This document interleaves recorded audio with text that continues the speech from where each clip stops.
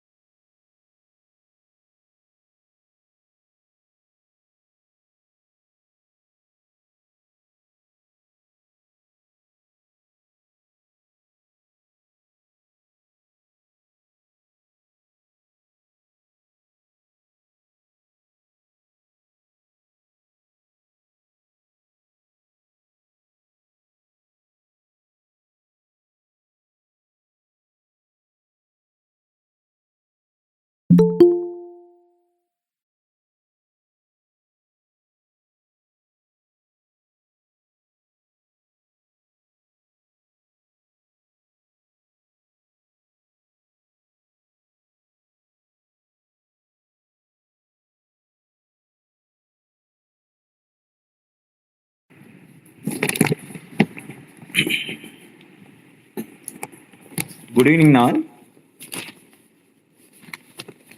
Good evening, sir. Muthu sir. Hello.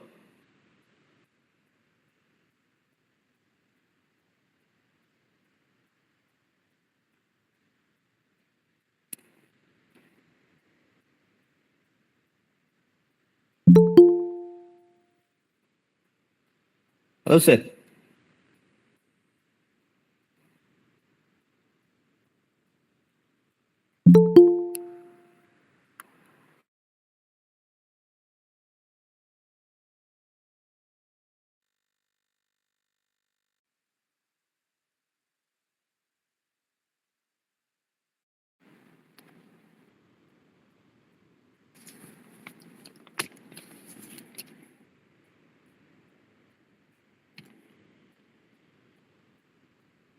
Good evening, sir.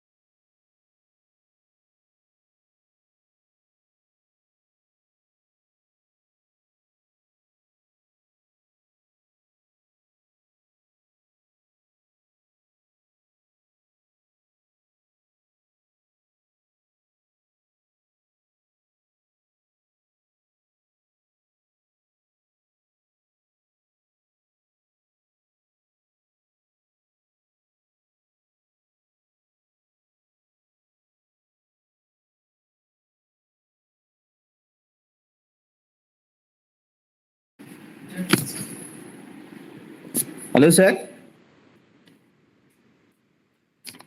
Sir, good evening, sir. Anil, sir. Sir. Good evening, sir. Sorry, sir. I was in other call. I could not able to think. I hope my voice is audible, sir. Okay, sir. Okay, sir. Sir, just wait. Good evening, all. Now I request K. Sujata, madam, to present brief report of the today's session 1 resource person, Mr. T. Muthukumaran, sir, Deputy Manager, NSIC, Hyderabad.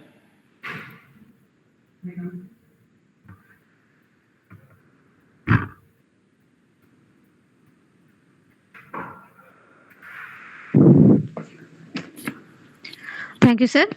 Good evening, everyone, and welcome you all. Myself, K. Sujata, Assistant Professor from EEE Department. It's my pleasure to introduce T. Muthu kumaran sir. Sir has completed his BTech from Madras University and MTech from Anna University. Sir has technical knowledge on SCADA and interfacing the PLC with HMI. Sir has experience in installing the rooftop on grid solar system. Sir has expert in various technical softwares like electrical design software MI Power, solar simulation software Solar Pro and PV Syst, and having knowledge on Power BI. Sir has experience in testing UPS. Sir worked in energy audit cell. Sir done project in replacing existing timer control with the temperature control in furnace. Sir conducted major electrical audit for SCR and conducted electrical safety audit for pharma industry at Hyderabad. In the period of training in NSIC, Sir created the new training module. In this module, Sir created the customized training program in the areas of automation, solar PV system, ECAD, and electrical designing. Sir has associated with NSIC TSC. Previously, Sir worked in TVS Group Company, Chennai, as assistant manager in electrical maintenance cum energy saving audit. Currently taking care of energy audit services for SMEs industry. Successfully completed more than 100 energy audit. Thank you all. Thank you one and all. Once again, welcome you, sir. Thank you. Thank you. Thank you, madam. Now I request today resource person T. Muthukumaran sir, Deputy Manager. Please continue this session, sir. Thank you, sir. Thank you for giving this opportunity. So, very happy to be a part of this wonderful FPP which are going to organize, which you have been conducting, and giving chance for me to share my expertise related to solar thing. So, thank you for Anil sir, respected HOD for Tribal Department, and Sujata madam for briefing about my profile. And once again, very good evening to all who have been gathered here for this wonderful technical webinar, technical FDP, which is organized by our JMQ College of Engineering and Technology. So today my topic is, I hope my voice is audible. Can anyone confirm? Okay, sir. Okay, sir. Okay, fantastic. Audible. So I'll be sharing my screen. Before sharing the screen, I was very happy that I was going to share my practical experience, which I've been experiencing in the domain of solar system. And since, sir, can I know what is the time duration you have been allocated for me, sir? Sir, 6 to 7:30 p.m., sir. Oh, 6 to 7:30 p.m. Okay, fantastic. So, okay. Okay. So, very happy to part of this thing. And I was thinking that my topic is how to use the AI domain for your PV system. That is a topic given to me. So, I actually know that PV is one of the renewable energy source. And as we know that we have been depending on the fossil fuel is getting so on day by day we are getting depletion, and we have been depending on the energy harvesting mostly on renewable energy. So it is a time for us to put our innovation ideas to make how to harvest the maximum energy from the renewable source with our technology. That is the need of the hour. That is the reason this topic also given to me. So I also explored some of the thing, how to make this thing to be happen for real time. So here, as you know that the renewable energy is not a consistent one, as everyone knows the thing. We cannot able to have the morning to evening will be getting the constant output from the renewable energy. I hope everyone is agreeing to this thing, because it is not a source which is going to have the fulfilled energy demand throughout the day. Because sometimes it will be morning, it will be sun will be less, so we'll get less number of energy. In peak summer or peak sun for the day, we'll get the max energy. Again, when time is getting increasing, the energy from the sun is going to decrease. So alternately, we'll be having the less energy harvesting from your PV system. So it is like we can say like a sine wave, off sine wave, so that it will going to increase and going to achieve the maximum, and again going to go for in gradual decreasing manner. So with this thing, what is happening is it is time for us to take enough measures with this limited time period, maximum of in 12 hours in a day, how to use this time hours to harvest energy, and what are the things can be addressed to get the maximum energy from the solar system. So I say, because most of the people have been knowing the thing, solar is nothing but converting the your light energy which has been taken from the sun into the electric energy. As you know that now a lot of measures has been there in the industries. Revolution has been took place in the industries to convert the solar energy into the your PV solar energy into your useful electric energy. So people are previously we have been started our technocrafts has been started working on solar PV system, which has been predominantly by using the silicon cell. Now it has been replaced by the hybrid solar cell, and people are working on TOPCon model, and people are working on hybrid cell, which can able to give the more efficiency. That one point people have been working on type of cells which have been used in the industrial environment. Coming to the other aspects, now we have been exploring that how to position the panel to harvest energy. That is one of the potential area. The people are also working on it. So I want to touch this point, how to track the panel to get the maximum energy. So now I want to ask one basic question from your end.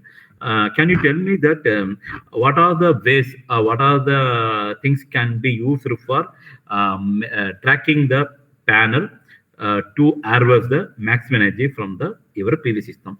Can anyone can give some ideas? Anyone can please? Anyone can give some thought on this thing? Anything, please?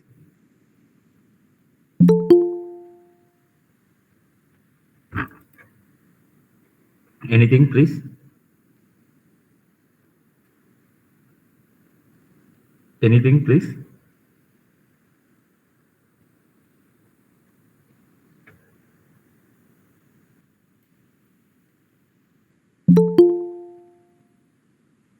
Anything can anyone can throw some light on this thing?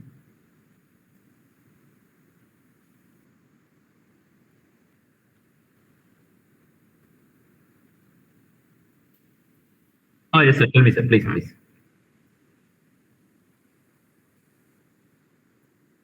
Sir, tell me, sir. Fantastic DC generation. Fantastic. Okay, good. No, actually, my question is, sir. So, what are the possible ways we can explore to track the intensity of sun rays so as to get the maximum energy output from the PV system? Whether I'm asking the question.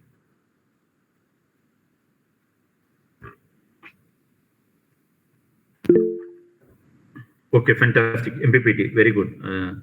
I think Thomas sir has given the idea that you are MPPT. So that is one of the areas where we can MPPT techniques, very good.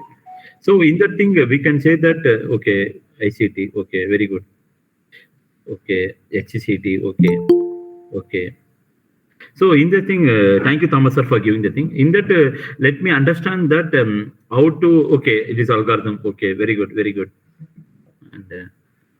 And let me know that what are the possible ways of getting the MPPT. We are saying that we have to use some kind of AI algorithm or machine learning algorithm to track the maximum output. So for implementing the hardware also, we need some kind of controller, we need some kind of system to make some kind of physical action to be done, because we are building algorithm. After building algorithm, what are the ways of making this to be implement this algorithm in real time? That is also real challenging one.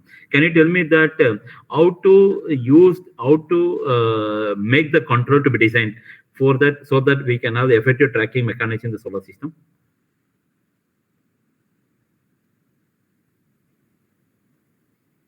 So far, I'm not shared the screen. I'll be sharing the screen also. So before sharing the screen, I'll be just I'm telling overall overview. Then we can go for sharing this. I'll be sharing my PPT. So okay, good. So my thing is right now many people have been working on many algorithms. So I'm going to touch the ideas which I worked in the MPPT algorithm, and we'll see this thing how we can able to go for maximizing energy output from the your PV system. So right now I'll be sharing my screen just to confirm it whether you're able to see my screen or not. Confirm it.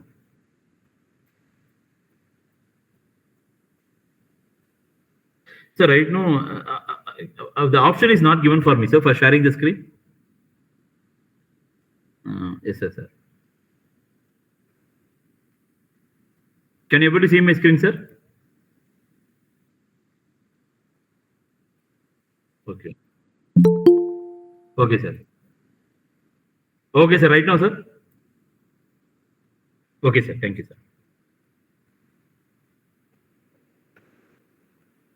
So, as you know that so the optimizing the solar panel performance using a AI technique involves why we need to maximize the solar panel means because to harvest the maximum energy from the your PV plant.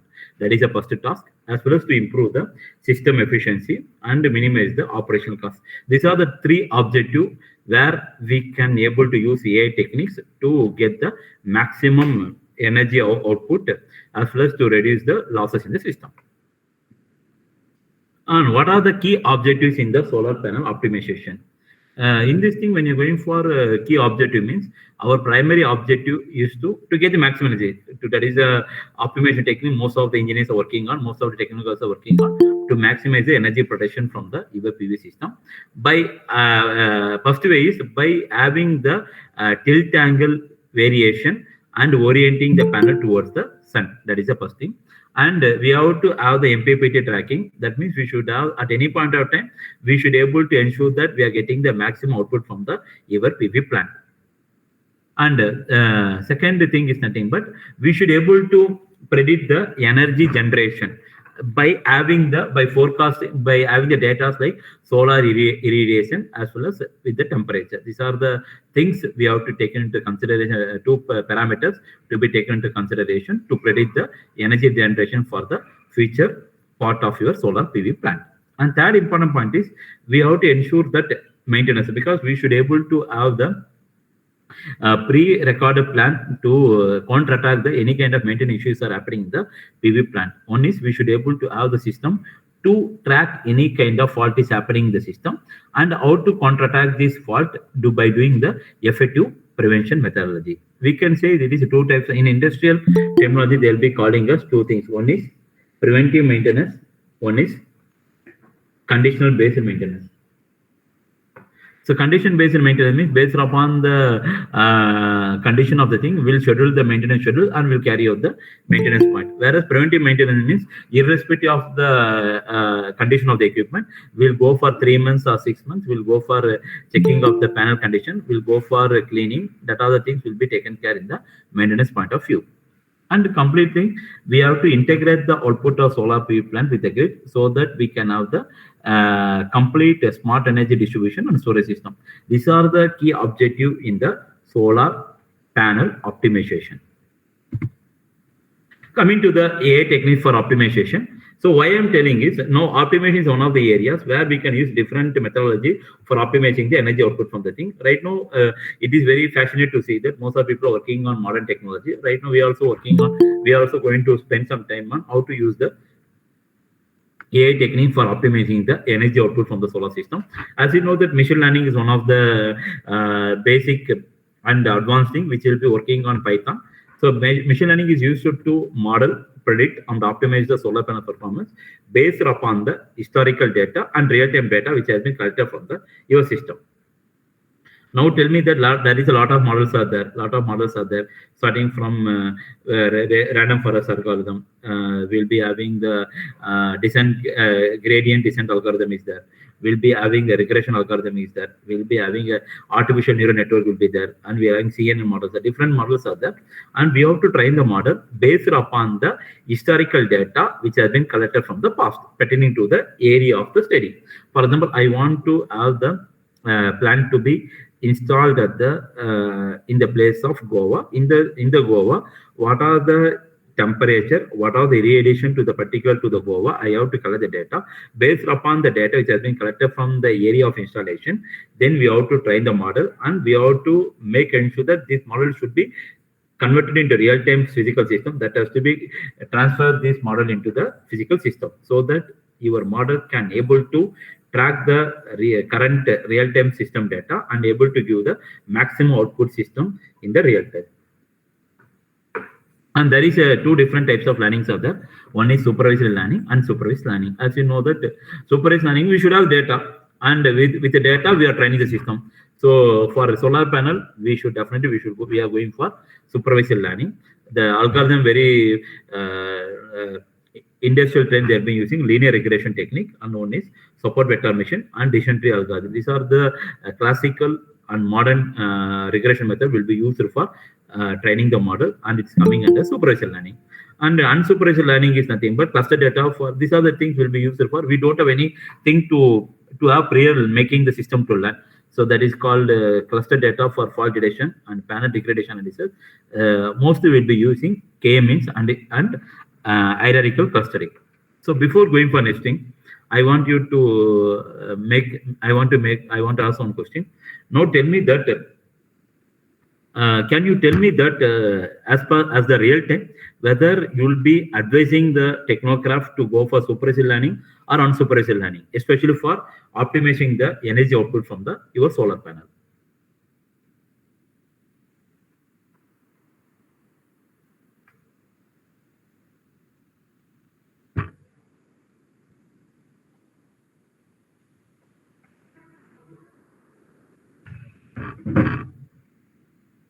Can you tell me, audience? Can you tell me that for optimizing the solar panel, which system you are advising for me to go, whether to go for supervised learning or unsupervised learning?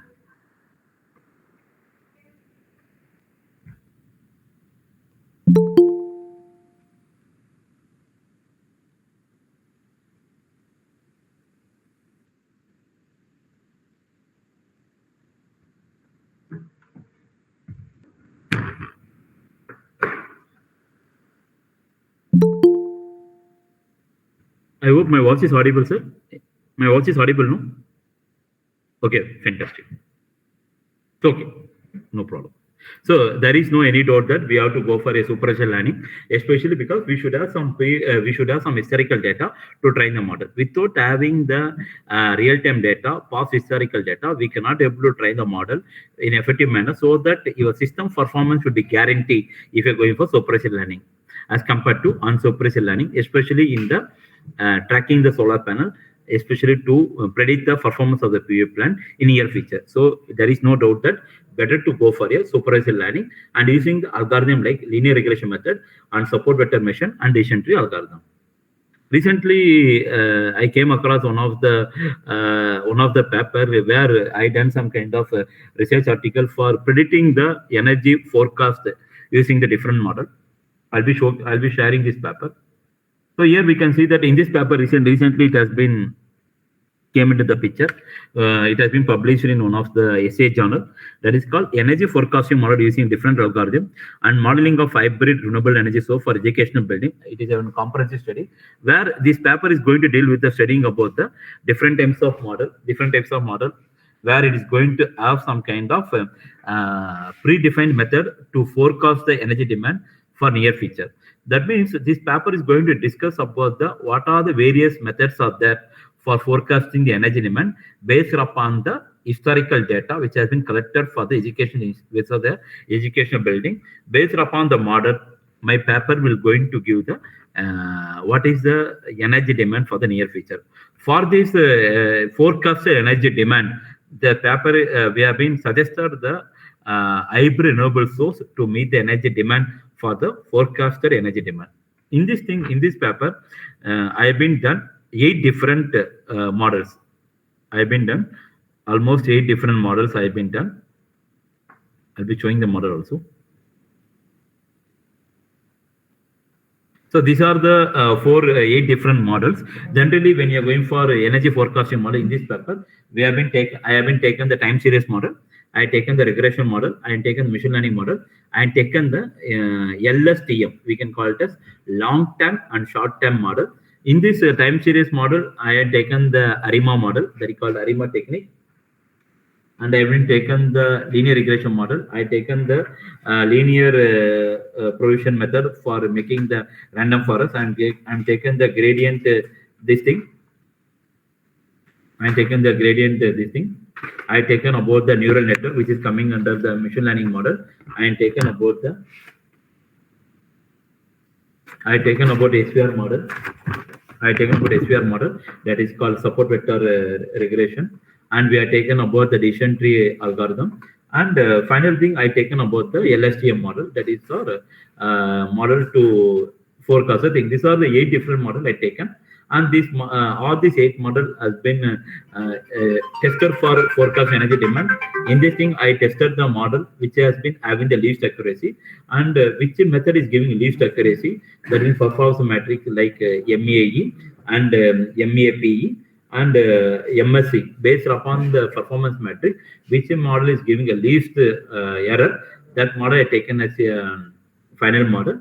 And based upon this model, I have been designed the hybrid renewable source to meeting the energy demand. So this is the overall concept of this paper. So why I've taken the 8 different models means because I want to explore the different models which has been used for the real time, and which is model is going to be going to give least error. So that thing I want, that model I have to take into consideration for designing the hybrid renewable source. So I have been explored the 8 different models. So in this paper, I taken the historical data for almost for 1 year. So this is the real time data which have been considered for my building is nothing but.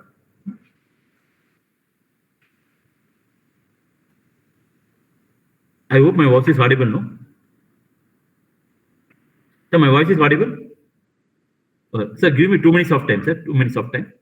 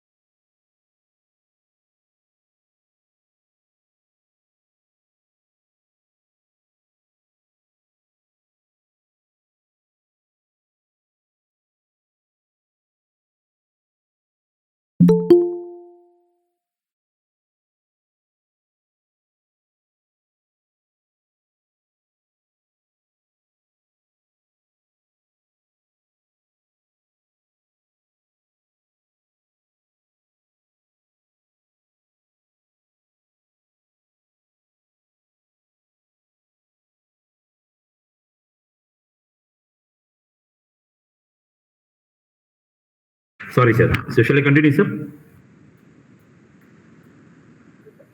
Okay, sir.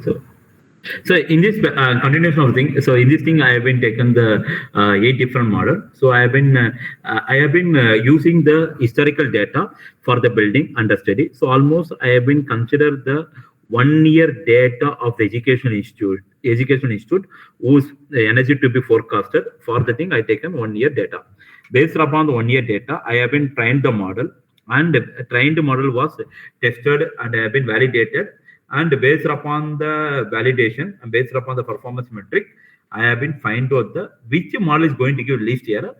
That model I taken as a final model. That model output is used for designing the my hybrid renewable energy source for the system. For the final output, I have been done the financial feasibility study by using the OMO Pro tool. And for the financial feasibility tool, I'm using from dispatch algorithm. For the dispatch algorithm, I have been done the reliability system analysis by using the MyPower. So it is a complete package of understanding the modern forecasting tool.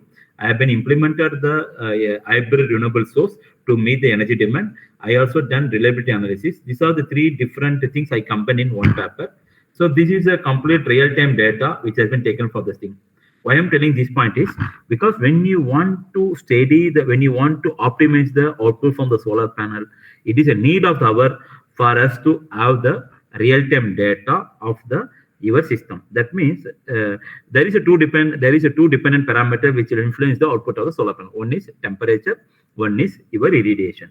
So I am going to consider the two important parameters for my study. That parameters is needed to train the model. So that is the reason I am taking this as a base paper. Same thing I'm going to demonstrate in my presentation also. We can see that this is a different model which has been considered for my study. It has been completely going to give about the complete description about my model which has been taken for the study. And we can see that I have been made some kind of modeling of hybrid renewable energy configuration. So in that thing, I have been considered the different configuration for the study. One is I have been taken about the PV grid configuration. One is PV wind configuration. So I have been taken one renewable source, one conventional grid I have been taken. And second case study I have taken about the PV, two renewable source and one grid I have taken as a case study. And in that configuration, I have been sized the PV plant. I have been sized what is the size of PV plant. I sized what is the size of the wind plant. And this freeze parameter will ensure that what is the maximum output we can able to get from the PV plant. I have been sized it. And I have been sized what is the size of the wind turbine based upon the limit which has been given in my software. And finally, I done some kind of cost benefit analysis in the same tool. So I have been considered the parameters like CRF. That means we have been using capital recovery factor. That is one of the important parameter. And second thing, I have been considered the annualized system cost for my cost analysis. I have been considered the cost of energy because cost of energy will be product of what is the annualized system cost divided by what is the energy which has been generated. So that will give the what is the cost of energy. So we can see and we have been considered the net present cost. We can call NPC, and I have been evaluated what is the maximum renewable penetration in the system. And we can see that I have been made the performance metric of all models. So it is in this paper we forecasted the energy for the building under study.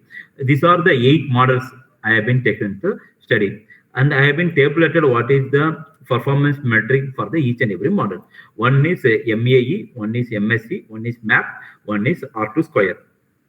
In this thing, we can find out the each model is having some kind of values under the MAE, MSC. In that, I taken the which model is having least error that has been taken as a best model, and that best model was done for the finalizing the your PV as well as your wind as well as grid sizing has been done.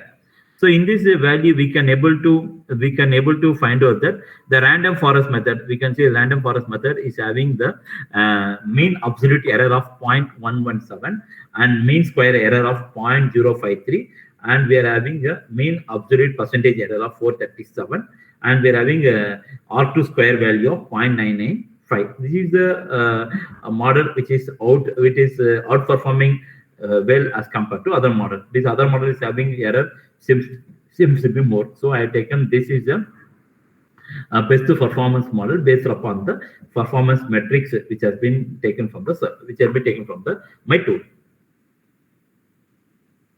And we can see that I also done predict the energy for the particular day in the month. We can see that linear regression model, the actual value for the previous condition or previous year for the same temperature or for same wind speed, the actual value is 5 means my predicted value of the 8 different model I have been taken. So one model is giving a linear regression model is giving 9.05, random forest regression giving 5.18, gradient boosting regression giving 5.33, and the support vector regression method is giving 6.11, and neural network regression method has given the value of 12.48, and LSTM method given 7.47, and ARIMA model given 11.42, and decision tree regression given 5.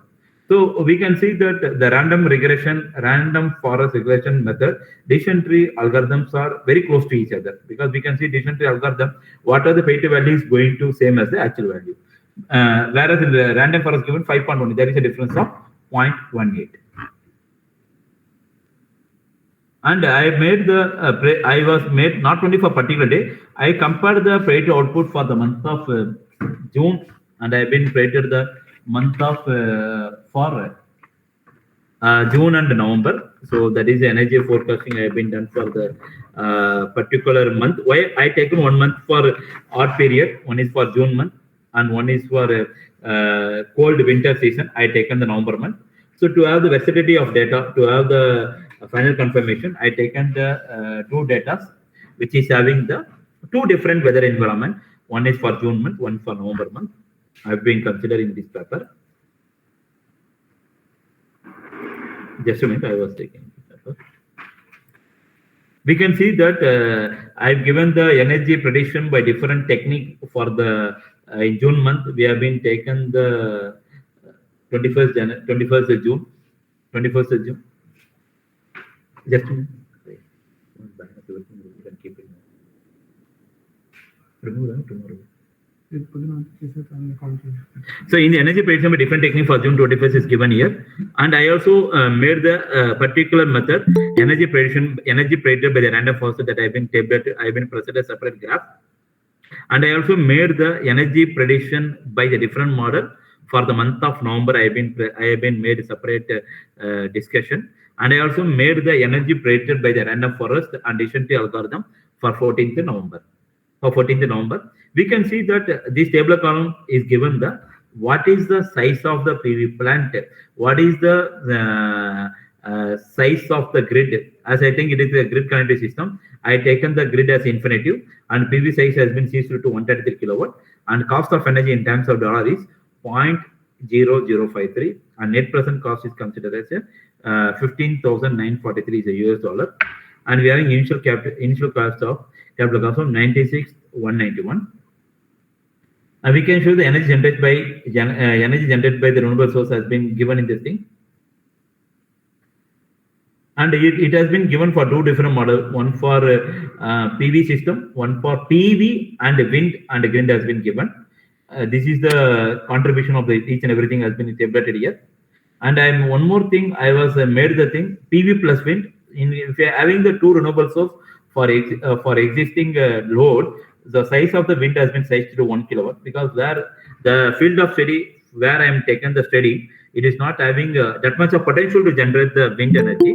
So it has been sized for maximum of only for 1 kilowatt, and we are having the grid energy of infinity, and the cost of energy has been sized to almost 0.009, and we have been given the what is operating cost, and this thing has been given. So finally, I made the what is the carbon footprint calculation has been done for my optimized system has been done. So finally, I have been concluded by papers saying that what is the thing has been taken, what are the different models has been taken, what are the energy prediction has been given by different models has been given, and what is the size of the renewable source which has been sized for the energy forecasted thing. And I also presented the carbon footprint reduction because of using renewable source has been given. So I also given the what are the models which has been used in this paper for predicting the forecast of the energy demand has been given in a separate schedule. So it is different models which have been given for different thing. One is for random forest, and up to 8 model has been given. It is for performance metric of different models also I have been presented in this paper. So I hope this is the latest paper which is came in the month of November. So this model will give complete insight knowledge about energy forecasting tools, which is having explored the different models, 8 different models for a typical education institute, which has been considered for my building where I am working in NSIC, and which has been taken as I have been taken the energy prediction for complete building by considering the 1 year data of the building which I was working. So if you can also use this paper as a reference if you are working on energy forecasting, and if you are working on AM model, you can use this as a base paper. So it has been recently came in the month of November only. So with this thing, why I want to justify this paper is because this paper is more related to the solar also, because as you know that the solar energy is a evergreen thing. So we also can explore the possibilities for optimizing the maximum energy from the PV system by using the some kind of machine learning algorithm. So right now, for making the machine learning algorithm, better to have some supervised learning. The supervised learning technique will give the confidence for the engineers to train the model better way instead of having the unsupervised learning, because supervised learning will make us to have the dependent parameter and independent parameters. Based upon the dependent parameters only, we are going to have the third variable that is going to vary. So this supervised learning will be mostly used for any kind of solar panel optimization or solar energy generation optimization in the real time also. I hope that any doubt in this thing, you can ask me before going for next part. Any doubts are there?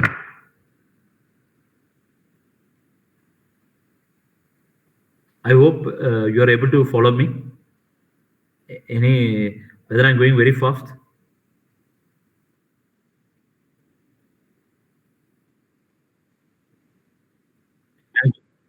So I'm going right speed only, no? So I'm not going over speed, no?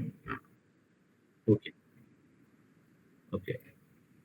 So I'm going for my presentation again. So why I'm stopped, why I went for that paper is I want you people should understand the optimization technique used for the your system. So for that only I was going for this thing. And coming to the neural network, so the popular neural network which has been used in our real time is nothing but we can go for feed forward neural network, we can go for CNN method, that is called convolutional neural network, and we are having RNN method. We can call recurrent neural network. These are the three neural networks which will be used predominantly for predicting the performance of the any system. The application of the neural network also will vary from type of application to be used. For a feed-forward neural network will be used for forecasting the energy output from the system, and the convolutional neural network will be used for mostly for analyzing the image. Generally, we'll be using the capturing image. By capturing image, we can able to say that whether the panel is going to be get damaged or it has been prone to the heavy, it has been prone to the heavy heat, or it is having any kind of hotspot. So can you tell me that what is meaning of hotspot phenomenon? Whether you came across a concept called hotspot phenomenon in solar panel? Whether you came across the word called hotspot phenomenon? Audience, anyone came across the hotspot phenomenon? Anyone came across the hotspot phenomenon?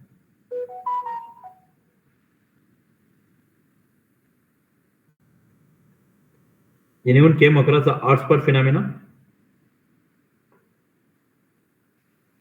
So hotspot phenomenon is one of the phenomena which is going to be happening in the solar system when any kind of problems are happening in the solar cells.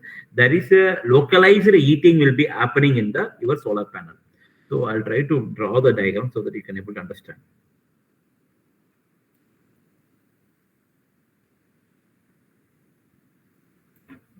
So you assume that you are having the solar panel. As you know, solar panel will have the n number of solar cells.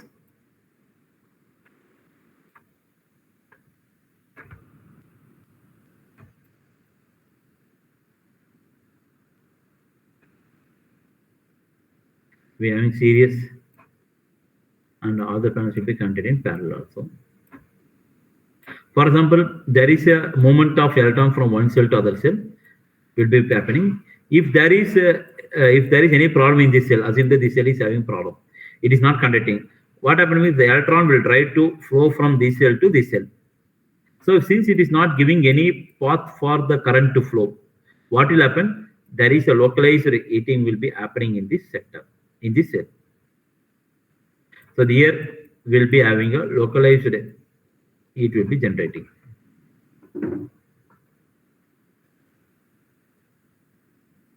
Localized heat will be generating because the cell is going to be non-conducting one, non-conducting. This is going to be non-conducting because the cell is not going to conduct. The electrons will not able to move from here to here. This non-movement of electron from one cell to other cell will create some kind of problem for having a localized heating of the solar cell. This localized heating will try to break the path for electron to move from one cell to other cell. Because of the thing, the cell may get damaged. This phenomenon is called as hotspot phenomena.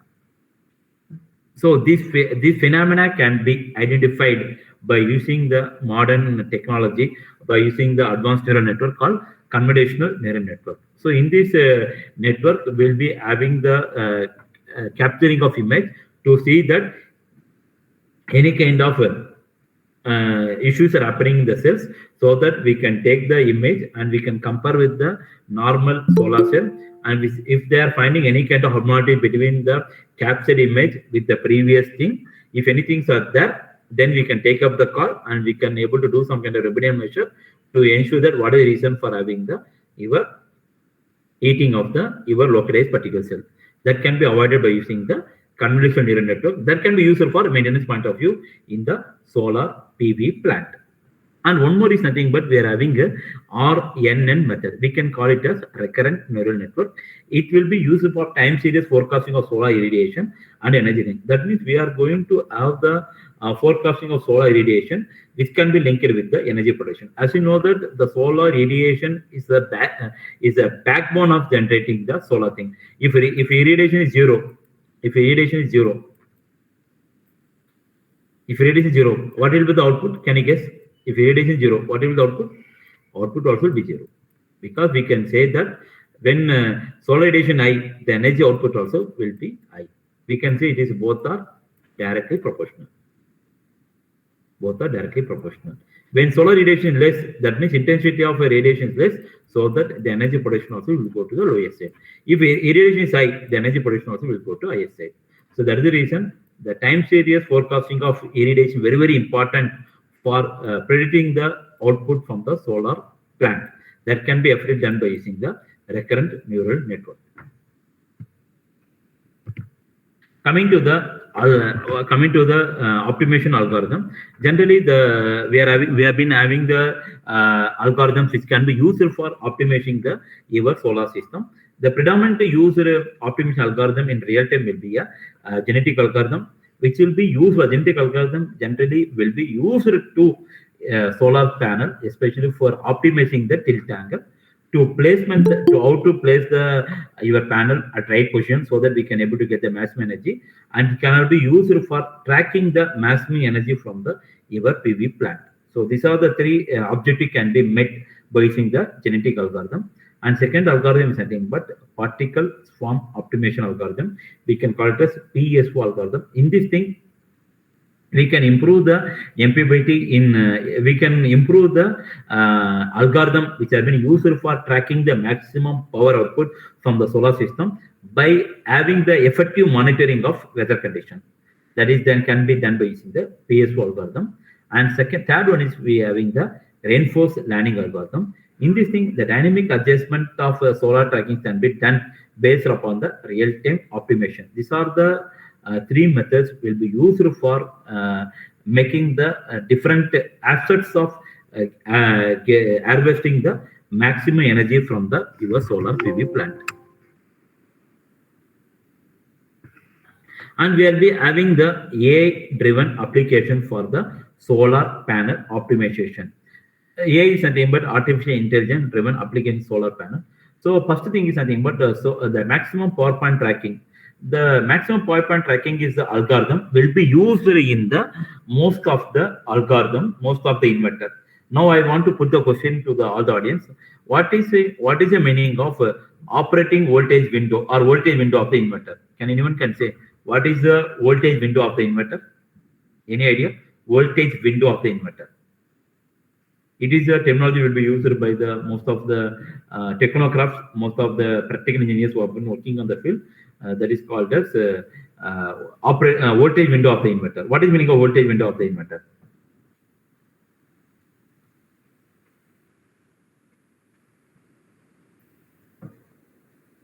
What is meaning of voltage window of the inverter? Any guess? Voltage window of the inverter.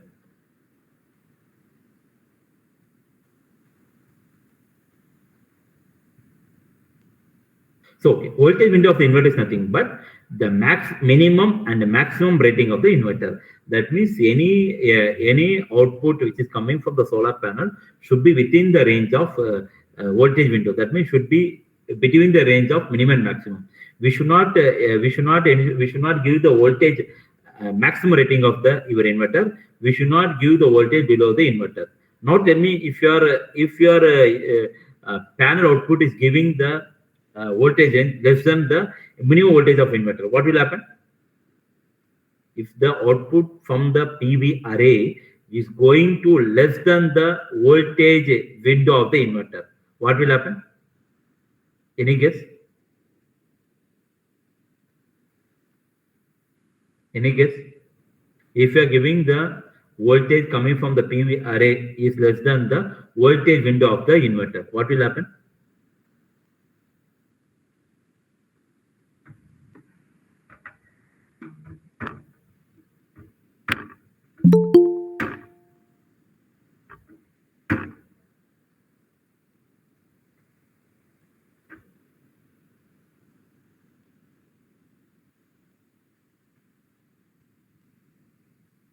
So here what will happen is, if you are giving the voltage lesser than the voltage window of the inverter, definitely inverter will not go into the on state. That is the answer. That means if your voltage given from the array is going less than the voltage window of the inverter will go to the off state. So our design should not be going to that state. Our design should be always such a way that during the sun hours, we can able to ensure that our design should always within the voltage window. We should not go less. We should not go above the voltage window. So that is the basic thumb rule. Now I'll putting the question: if your array output coming from the PV array is going beyond the voltage window of the inverter, what will happen to the inverter? Your designed array is going beyond the voltage window of the inverter. In that case, what will happen to your inverter? You have been design system. That designing makes the system to give the array output which is more than the inverter, which is going to be more than the voltage window of the inverter. In that case, what will happen? Fantastic, Ori.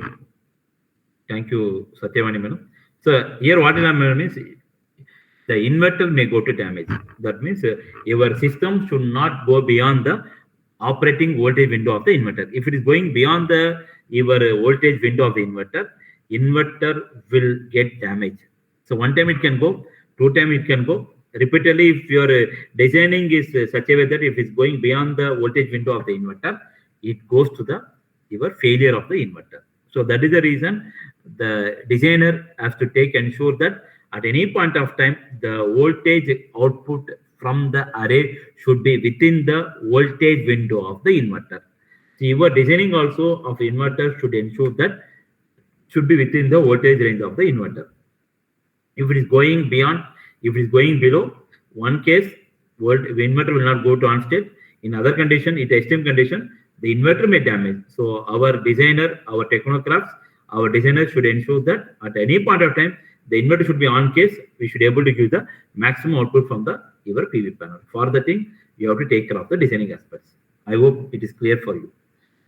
So why I'm telling this point is, the maximum power point tracking is very important aspects where we have to ensure that at any point of time, your system should be able to track the maximum output from the solar panel so that your voltage will not go below the range, will not go above the range, and we can able to get the maximum output from the solar panel. That is a concept. So here we can see that the AI-based algorithm optimizes the MPPT process by adapting to changing weather condition faster and more accurately than conventional method. We can go for neural network or PSO to adjust the neural network based system, as well as your particles form algorithm, optimization algorithm to adjust the voltage and current for maximum output. So we will be having the solar irradiation and output prediction.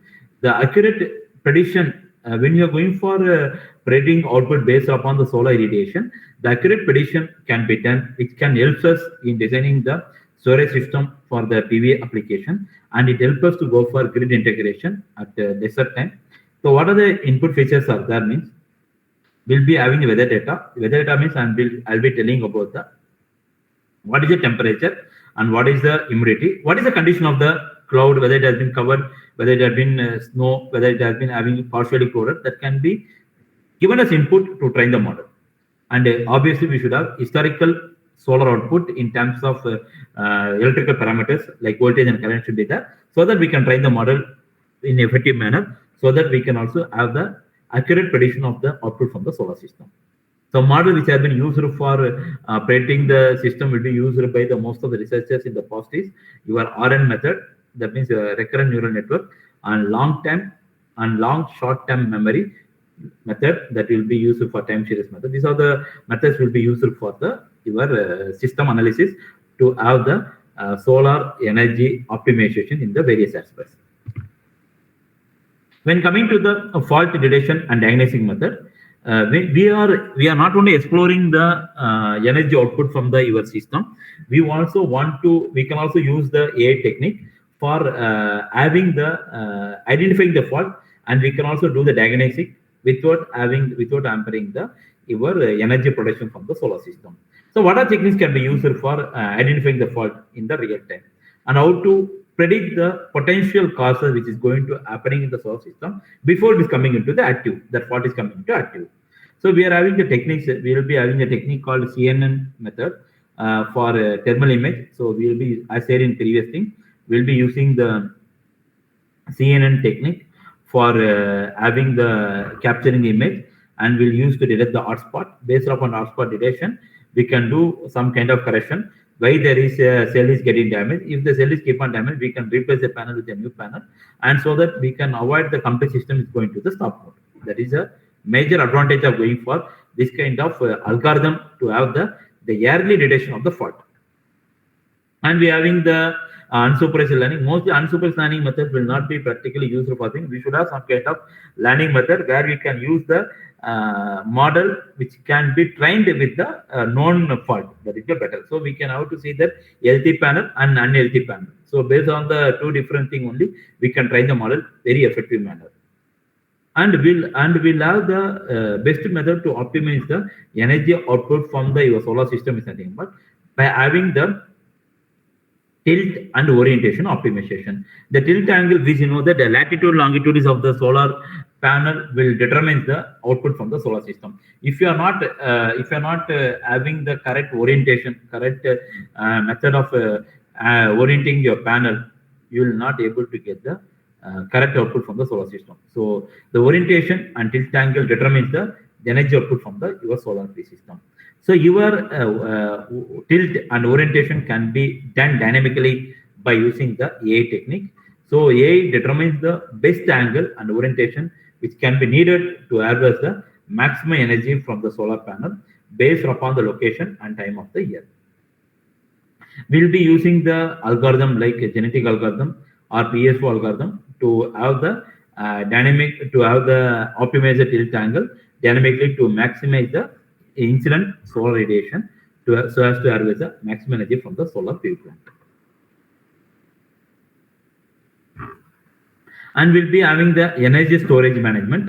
AI also we can integrate the first we have seen about the optimization of energy from solar system. We can also use the AI technique for the fault detection and diagnosing. Third method is this AI tool also can give some kind of futuristic idea to have the effective management of energy storage in the system. We can call it as energy storage management.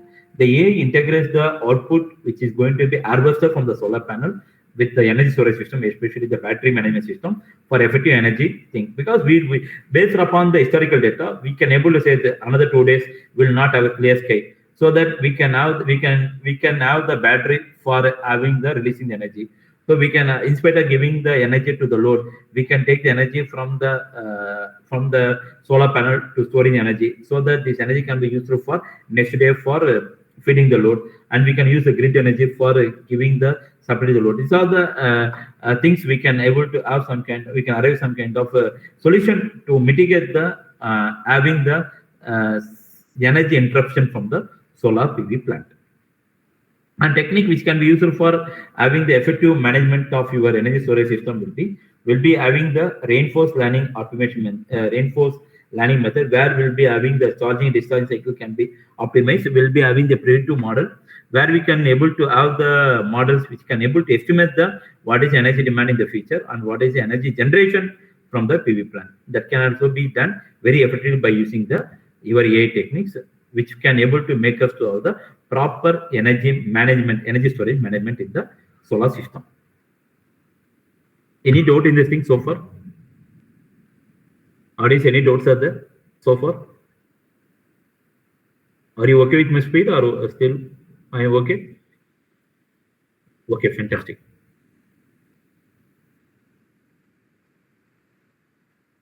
So for any questions, because right now I'm going for some kind of algorithm. I'm going to go for algorithm in Google Colab. So I'll be showing the thing.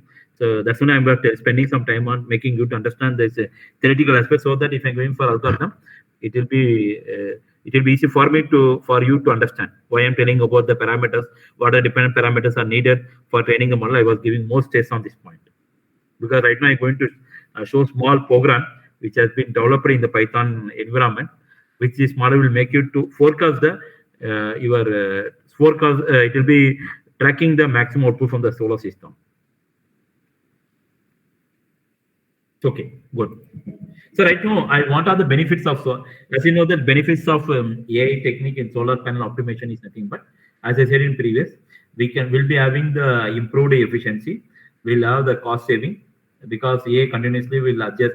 It will have a dynamic adjustment of the solar panel, solar system parameters, which will give the optimum performance of the PV system. And there will be definitely cost saving will be there, because why cost saving will be that we can have the reduced downtime. Why we can reduce that means, because we have been doing the maintenance before the fault is coming to come into the picture, because I'm detecting the what is hotspot is going to happen in the system. So I'm making the before system is going to break down, I'm detecting the fault, I'm going to do the diagnostic, so that I'm putting the system in the track, so that I can avoid my downtime of solar system. Thereby I can able to avoid the recurring expenditure which is going to happen because of the your breakdown. That is the best advantage. That is the best benefit of going for your AI technique in the solar panel. And we're having the improved forecasting, because the enhanced energy production allows to have the better integration with the grid. That is very important thing, because integration of the energy with respect to the load is very important task. We want to able to know what is the energy which is going to forecasted by today, what is the predicted output of tomorrow based upon the your weather condition. That is very important. That make us to understand whether how much we have to have the dependency on the grid, whether grid failures are going to happening, so how much energy we can able to take from the battery. This will make us to give the complete idea by having the AI technique. And scalability, as you know that the scalability is very important method, very important thing, where we can able to use the AI solution to adapt to small scale installation and large solar farm. That is scalability is very important thing that can be done effectively by using the your AI technique for solar panel. First one is increase efficiency, and second one is cost saving. Obviously, it is one of the best advantage for going for cost saving by using AI technique. We can have the improved forecasting technique, and scalability is 100% possible by using the your AI technique. And coming to tools and the framework, so it is very important point. So how to, right now we have been discussing only theoretically, how to go for implementation. What are the things will be used in real time for making the things to be happening in the designing the model, and how to make the model to be happening. As you know that now Python is becoming very easy for us to work on the Python and MATLAB. So my paper which have been shown here, this also I done using the Python only. This also I done using Python only. I done it. I never done any kind of other advanced tool. Even, can you guess what is the tool I was in Python? Can you guess what is the tool I might have been used? Can you guess?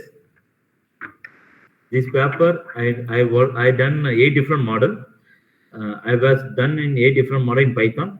Can you tell me what is the Python tool I was using in this thing? Any answer?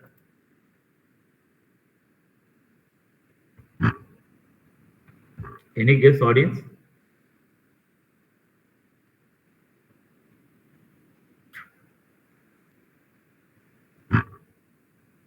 So here I've been using the normal Google Colab only. I never use any Jupyter. I never use any kind of Anaconda for this thing.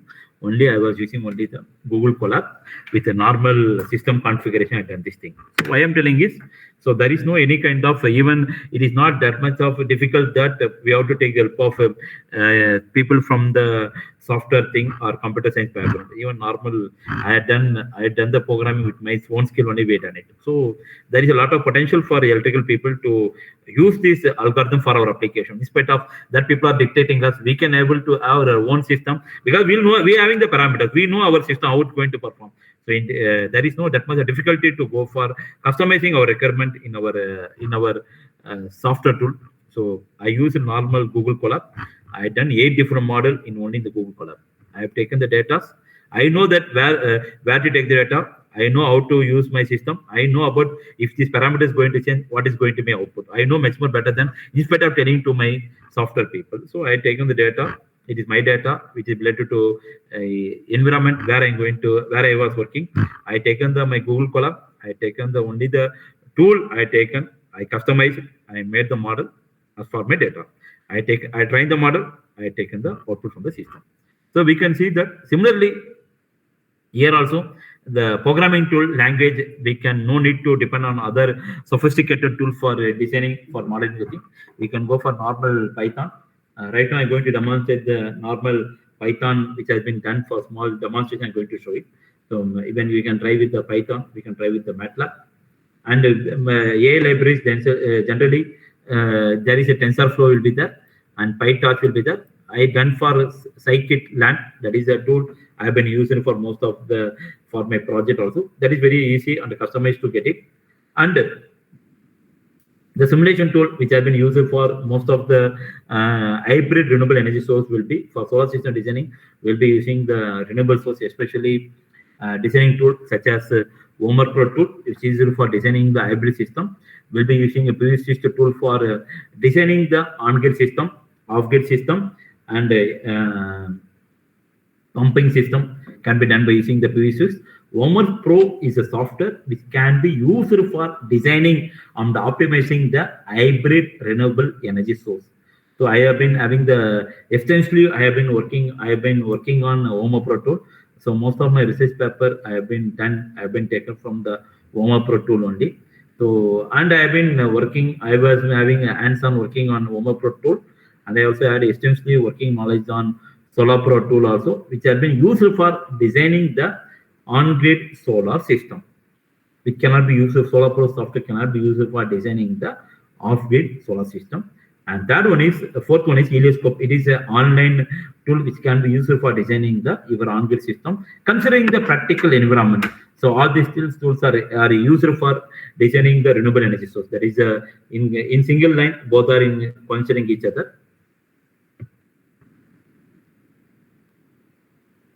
And when how to feed the real time. Now I was going to next level.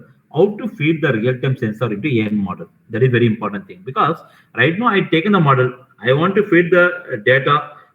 I want to feed the data to model so that the model can able to take the data from the thing, and based upon the data which has been received, it will scan it. It will try to give the output based upon the model which has been created by us. So to feed the real time data to the model which has been created using the artificial neural network, we need to have the data. We should ensure the data collected should be free from the error. There should not be any kind of null data, and we should able to match the data as per the requirement of the model which has been built using the AI. So these are the things to be taken. So right now I'll show step-by-step process for building the model. First step is we should able to collect the real-time sensor data. So when I'm telling about the object setup data, obviously we should have sensor that can able to give the parameters for your objective. As I'm going to take about the solar panel, so the solar panel measurement, especially irradiation, will come. So there will be temperature, two important things. The irradiation and temperature can be taken for the appropriate sensor, and we'll have the temperature will be using the DHL level sensor. For wind application, we have to go for anemometer and wind bands. We can go for the sensor. And both the things will give analog output. That analog output could be converted into ADC, suitable ADC converter. That ADC converter should be given to your processor. and we'll be having biomass application. So we should able to measure, we should able to keep the appropriate sensor at the appropriate place to measure the humidity, measure the gas output, because gas output is whether it's coming carbon or we have to measure the hydrogen, we have to measure the nitrogen, we have to measure how much methane is there and temperature. Can you tell me that what is the meter which can be used to measure the humidity? Can you tell me what is a meter?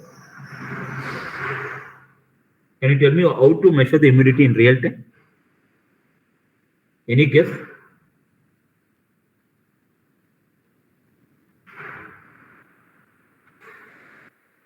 Any guess? Any guess how to measure the humidity in real time? What is the equipment will be used for measuring humidity?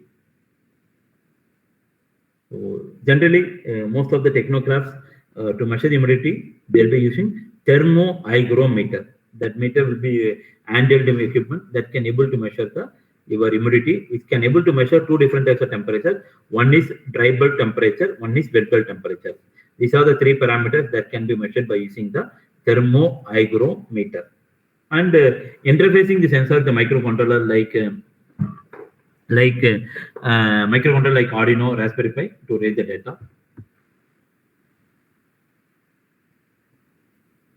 And read the sensor data. And the second step is we have to read the data in, we are taking the data from the physical equipment meant for the thing, whether it may be a irradiation, it may be a light sensor, it may be a temperature. We are taking the data and we are reading the data from the sensor and keeping the data into the CSV format and giving this input to my Python. And same data we are training the model using the Python library. And we pre-process the sensor data. What are the data we are collecting? We should some data will be frequency of repeatability of data will sometimes missing. We should process the data. We should recheck the data. If any kind of null values are there or void data are there, we should eliminate it and we can also train the thing. So best thing is, can you tell that best pre-processing tool used for to pre-process the data? Any tool, can you tell me, audience? The pre-processing tool which is available to detect any kind of null value in the data which has been taken from the any sensor. Can you tell me?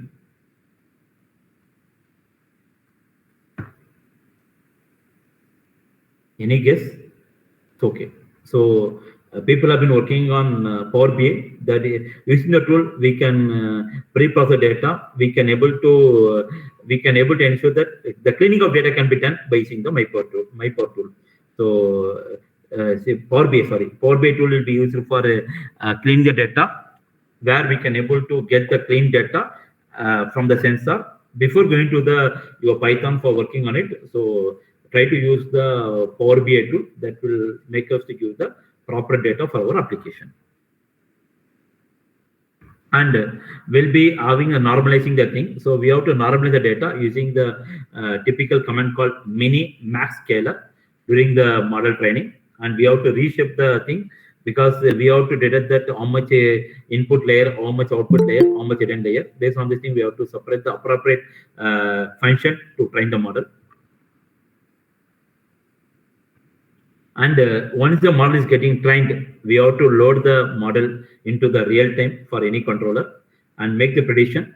So once the model is got finalized, once you have been dumping this model into the controller, the prediction can be done by using the sensor data, by giving the sensor data taken from the real-time hardware, from the real-time to the model, and model will start predicting your system output based upon the data collected from the sensor.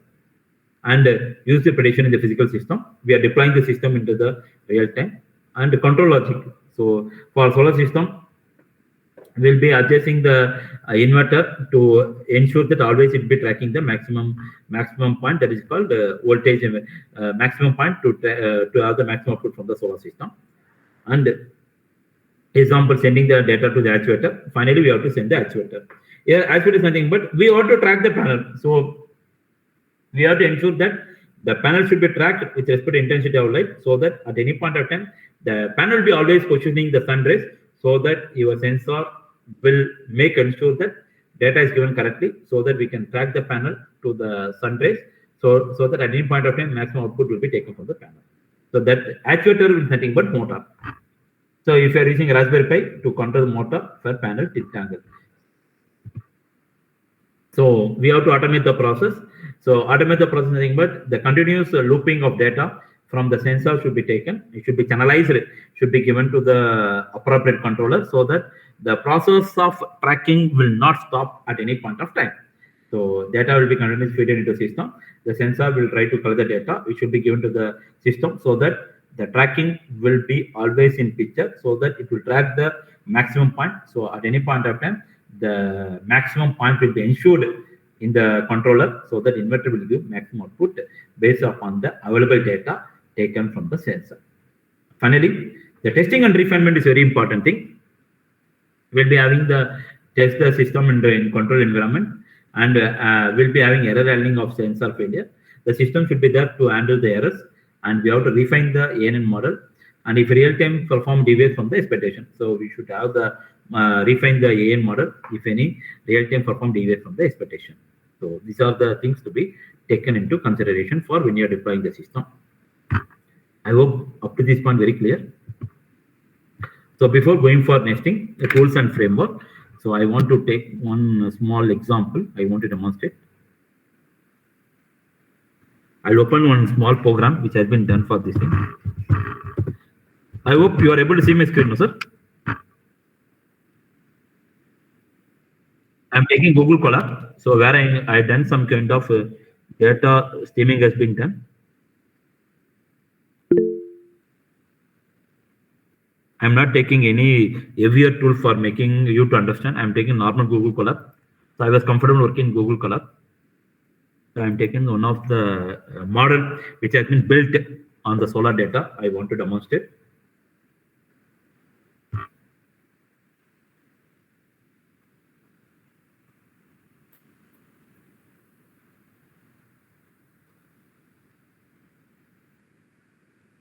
So it is a model which has been built in the Google Colab. So I'll show the data.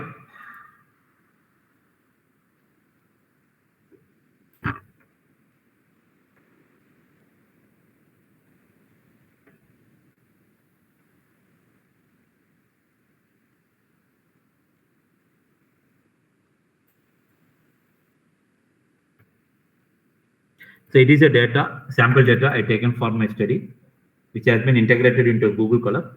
We can see three parameters are there. One is G represents the irradiation. It is a temperature. It is the voltage. That means with these two parameters, it is my parameter. That means I am taking X and Y.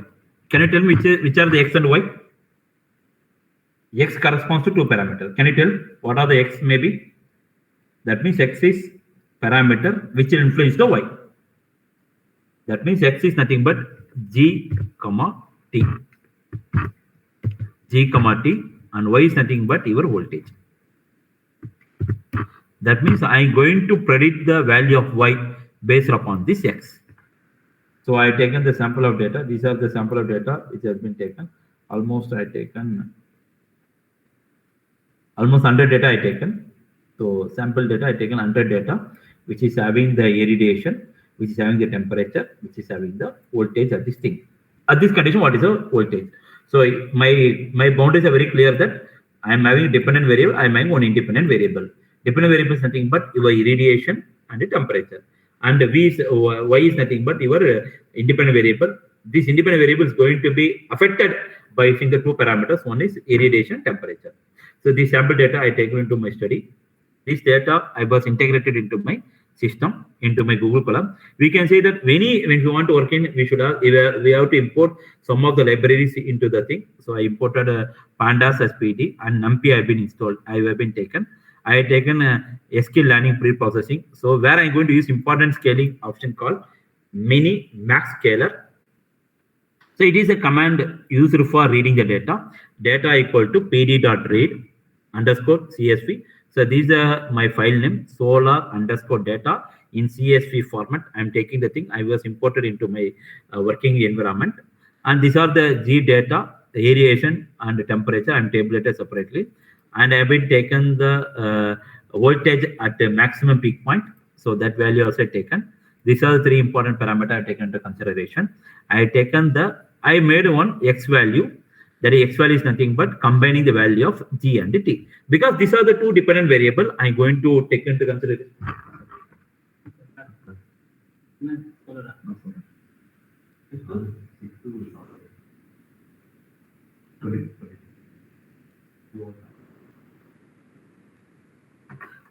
So here what I mean is I'm going to take only two dependent variable. One is g and t. This going to combine with a single variable. I'm going to store in the value of x.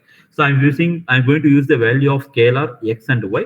So I'm using the function mini max scalar, which is going to be convert my normalizing the value, which I'm going to save it in the function called scalar underscore x, and I'm going to store it in the scalar y. So these are the two things I'm going to save it in my thing. And finally, I'm going to normalizing the values.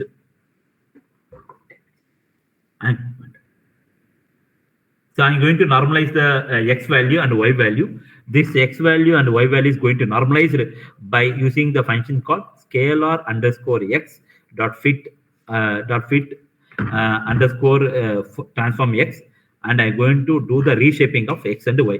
Now it's very understood that x is having the two dependent variable. One is g and t, and y is nothing but your VMPP, voltage at maximum peak point.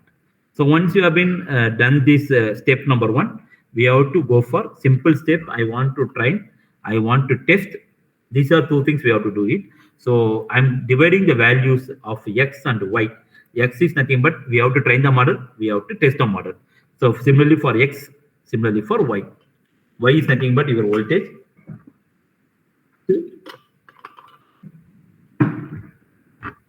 X is nothing but your x is nothing but train the model and test the model, and similarly y train, y test. So I am taking the normalized value x underscore normalized, y underscore normalized.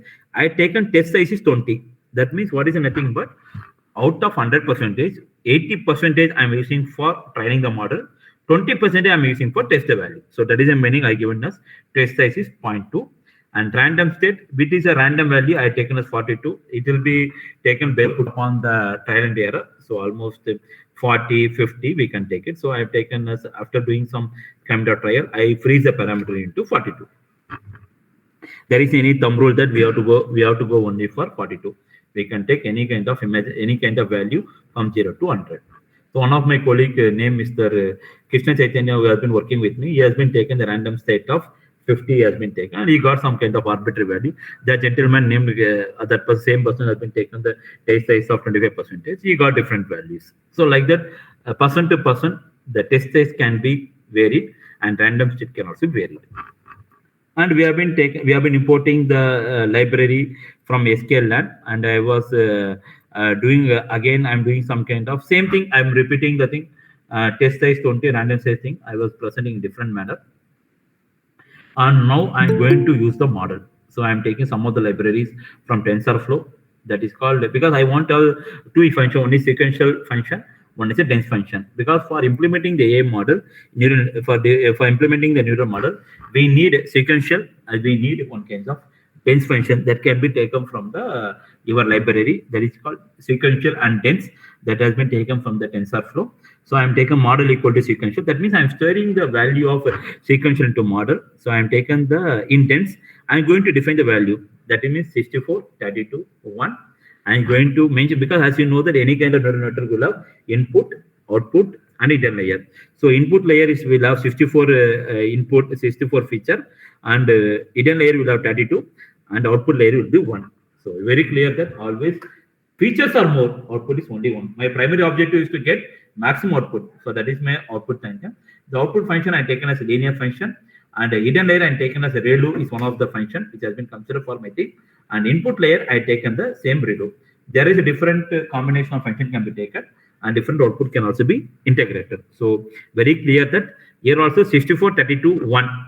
Generally dense will be 1, and 64, 32 better to have the multiples of 2. If you're taking 32, ensure that the hidden layer should be 16. So generally input layer will be more, hidden layer will be less than the input layer, and output layer will be always 1.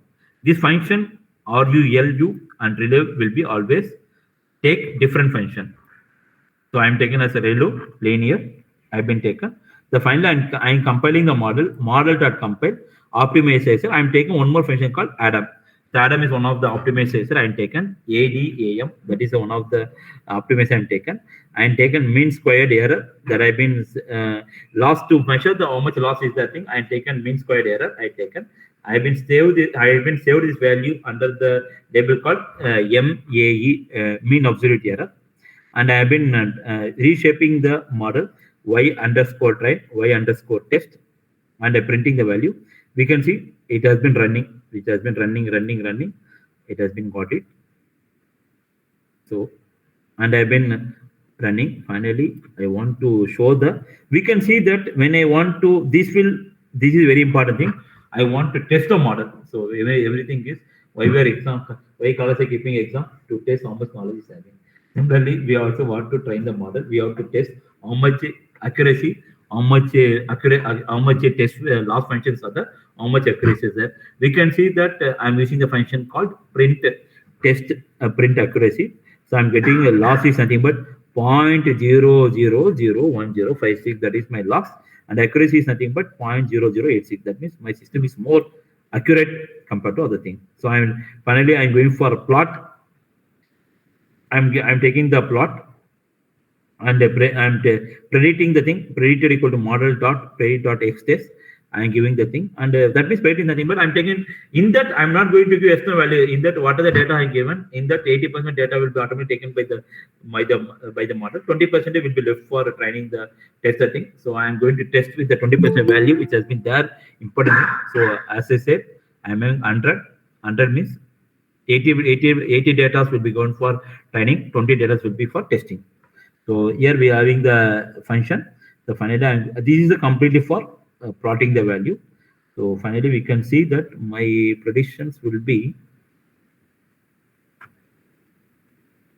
So finally, I got the model. So I can say that I got trained in this model to get a model like this. I hope you are able to see it. MPPT prediction using AN. So we can see that finally, my gentleman who have been sitting, who have been done yesterday, his plot was going from different way. My plot got exactly in line with the system. So it is the red color indicates the ideal fit, and this blue color dot indicates the predicted value. So I can say that my predicted value was in line with my ideal value, so that your system performance is justified by plotting this thing, and it also numerically I shown the loss of system is less. So this is a small thing. I taken only 100 data. This can be used for 100 data can be used for training the model as well as test the model. So it is a plot. I done the MPPT prediction using the AN model. So I hope that this small model which has been showcased will make you to have better clarity. Finally, what I do means we have to put this model, because this is a finalized model. So we can say that model.save. I'm saving the thing. So this model.save, no. So I want to put it into my controller. If you put it in the controller, then we have to take the real-time data like irradiation and temperature, which should be given to my controller. The controller will start tracking your system, so that at any point of time, your system output will be always with the maximum point. So any doubt in this audience with this thing data, which I have shown? Any doubts are there? Any doubts are there? Because I shown small model also, how to create the model also. I spent very detailed there. Any doubts are there? So I will not take much time. So another 5 minutes, I'll be coming to my conclusion part. So I shown the different forecasting model. I explained about the need of AN model. I shown the implementation of AN model using the Google Colab. So I'm going for how to use the real-time data, how to use the sensor for interfacing. Thereby, my topic will be comes to the end. So any doubts are there till now? Shall I proceed? So don't mind. So I can take another 2-3 minutes. No, sir. Okay, sir.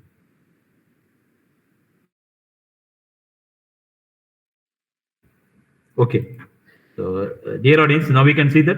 So I was going for Raspberry Pi. So recently, one of my engineer, same guy who has been there, Mr. Krishna Chaitanya, he has been working on Raspberry Pi. So he has been made some kind of small mistake. That mistake made him to ban the Raspberry Pi into the thing. So that he has been done. So we have to make ensure some kind of prevention should be taken care. He was more. He has been more enthusiastic doing the thing. In spite of giving DC supply, that fellow has given AC supply. So it has been made the small Diwali celebration in my lab. So that all things should not be happen when you're doing the thing, because the Raspberry Pi is not 100 rupees or this thing. It will be costing around I think 8,000 or 10,000 rupees. I'm correct. So we should, when you're working on real time, the small mistake will give big hit for us. So ensure that we should not do this kind of mistake. And what are the libraries will be useful means the Python libraries like Adafruit should be installed, TensorFlow should be there. That are the libraries will be very frequently used in the thing. And very important thing is integration. If you want to interface with the IoT environment, we should have the protocol like machine queuing, telemetry, MQTT, Node-RED for IoT application. We need to have this kind of integration for IoT application. And physical integration.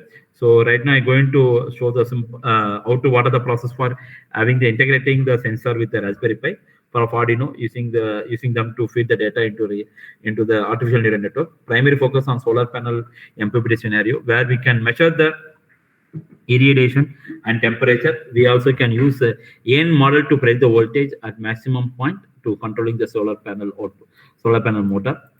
And we are having the hardware setup component Raspberry Pi, because Raspberry Pi is one of the mini computer which can able to handle the system parameter real-time data. And we are going to use small sensor, that is ML85LL. I have taken temperature sensor DHD level or LM35. A motor for a small setup prototype for rotating the panel, and a motor driver L298N. I taken the thing. Power supply for this thing. We need a 5-volt supply for the sensor, and we should power supply for Raspberry Pi. So wiring diagram of Raspberry Pi with the ML8511 DHC level motor control is nothing, but we have to connect the 3.3 for sensor or 5-volt on Raspberry Pi and connect ground to ground. And analog signal will be coming. We have to convert to, if you want to, we want to use a digital thing, we have to use the ADC converter. That can be done by using the MCP 3008. That is a converter we have to use. And the DHC level, as everyone knows, DHC level is a 3-pin sensor. One will be the ground, one will be the 5-volt supply, one is nothing but we'll have the 3.3-volt supply. We'll have the motor driver circuit L298, where we'll be having the motor driver circuit. We'll have the 4 input IN1, IN2, IN3, IN4, so which is connected to the general purpose input IO pins, GPIO 17, 27, 22, 23. And we'll have the common supply for the motor, which will be connecting to the external power supply, 12 volt or according to the thing, we have to connect the thing. Most of the application which is going for driving the thing, we should have a 12 volt supply that will give to make the enough torque for making the motor to run. So that will can able to track the solar panel. And we'll have the motor connect to the motor terminals to L29N. It is a motor driver circuit. The Raspberry Pi for now connection step, we have to go for connecting the ML8511 irradiance sensor to the Raspberry Pi. That will be connecting to the your VCC. We have to give supply to the sensor 5-volt ground, and output should be connected to the your separate analog channel input of your ADC.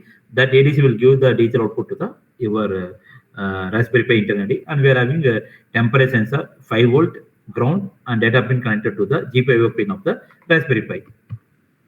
And motor driver circuit, because now we connected 2 input. One is a sensor, one is for irradiation, other one is your temperature. Now we are going to connect the motor driver circuit. And the motor driver circuit is a L298N. That is a motor driver that is going to connect to the Raspberry Pi. The motor is going to connect to the your driver circuit. So we are going to use the 4 pins. One is a GPIO pin 17, 27, 22, 23, and a 5-volt 12-volt supply for driving the your motor. And finally, which has been connected to the out1, out2 connected to the L29N. So these are the motor driver circuit which has been connected. So in the picture, I made you to see that ML8511, we can see enable output ground, and this sensor which have been shown in the picture is having operated with the 3.3 volt sensor, and generally we'll have the motor control will have the 4 pins IN1, IN2, IN3, IN4 will be there, and we'll have the data pins that will be temperature will be connected to the general purpose input output pin number 4. Sorry.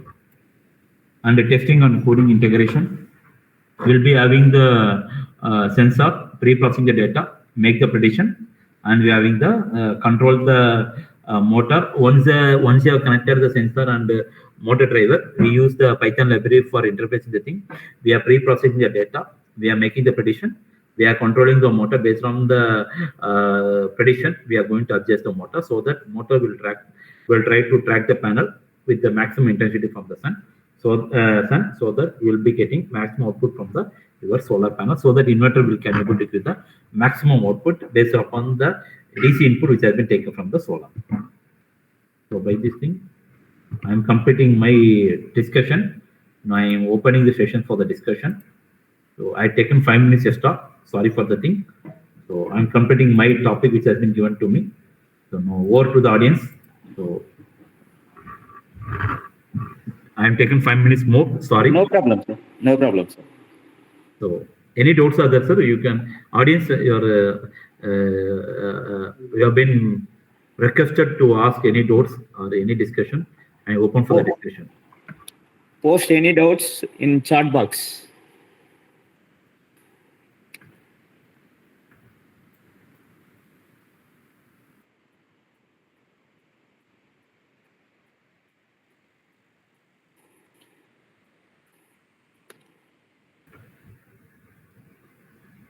Okay, I think Satyavani madam has posted the hygrometer. Correct answer. Okay, good. Any doubts are there?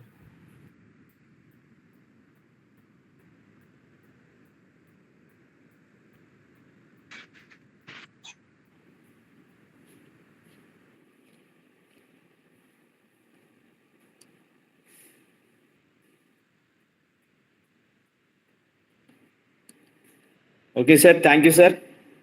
Thank you for your valuable information about solar panel optimization using AI. We are getting a lot of information about the solar panel optimization using AI and ML.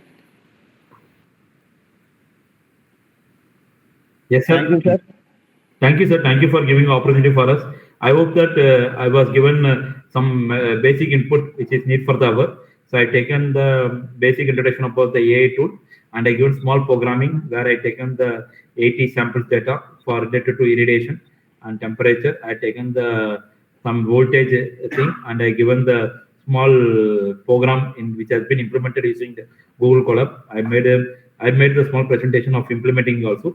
I hope that this presentation might have been given some kind of insight knowledge about for physical integration also. So thank you for all the audience who have been listening almost for 1.5 hours. And thank you, respected Anil sir, for giving your opportunity for me to share my expertise. And all the best for all the audience. Thank you, Anil sir. Thank you, sir. Thank you, sir. Shall I leave the meeting, sir? Okay, sir. Okay, sir. Thank you, sir. Thank you. Okay. So thank you all. I'm leaving the meeting. Thank you.